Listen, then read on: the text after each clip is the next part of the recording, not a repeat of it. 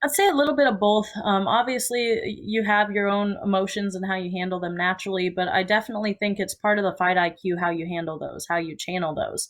And for me, with the busy life I lead, like I have a lot of stress that piles up. I have a lot of happy and bad emotions that kind of pile up, and they got to have somewhere to go. And I'm not the person that goes into fight camp like mad, and I'm just coming in here beat up everybody. Like I save it for the fight, and by the time I get to that fight, I hate that person. I don't care if I actually like them. I could be best friends with the person I'm fighting. It doesn't matter to me. I get done with the fight, we hug, we shake hands, like whatever it may be. I have respect for that person because of what we do. Yes, it's a sport. Yes, it's entertainment, but we're putting our lives on the line. And I think about that every time I go in there. But I'm mad at that person for every healthy food I have to eat, for every pound I have to cut, for every time I have to change my schedule to go train, for every time I have a drop of sweat hit the floor. I hate that. I hate being miserable. I hate sweating. I hate being tired. There's some part of me that loves it, obviously, or I wouldn't be doing it. But I make myself think about how much I hate those aspects of it. I hate cutting weight. It is the worst thing ever. Like, it is literally the worst part of fighting. And I just channel that, and I'm like, this person is why I have to do this. They're making me do this crap. It's their fault. And so when I get into the cage, they're the only person standing across from me. And I don't black out anymore. That was just my first fight. I'm very focused. I know exactly what I'm doing, and I'm a very good listener too. I credit myself on being a very coachable fighter. And I go in there and I listen to those key voices, my corners and my dad.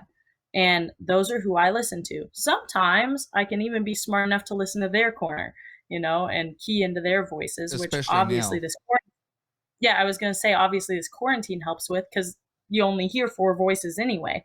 So, if I'm on top of them and mount and the coach says bridge, I'm like, yeah, go ahead and bridge. I'll be ready for this. So that makes it helpful. But I think that's all about fight IQ. I was just talking to my coach about adaptability. I think that's a huge thing that women and men, but a lot of the flyweights lack. When I look at the division, like as soon as their game plan gets ruined, they're done. They're like, oh, my game plan didn't work. I'm losing.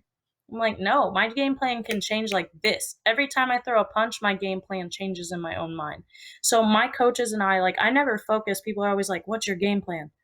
Um, I wouldn't say I don't have one, but I definitely don't have like a specific, I'm going to go in there, throw this punch, throw this kick, boom, take her down and do this. Like, that never happens. It's a generality of what I'm going to do. And then as I go in there, I'm very good at adapting. Oh, I see this. Oh, I see that. I think my Liana Jojua fight was a good example of that.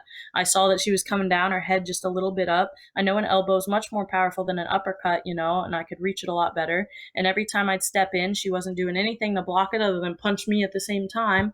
Boom, head's right there, elbow her in the face. Those kind of things, and being able to see stuff as you're fighting and adapt to another fighter instead of just being used to same training partners is a very important aspect of fighting that I think separates the champions from the people who are just going to be good.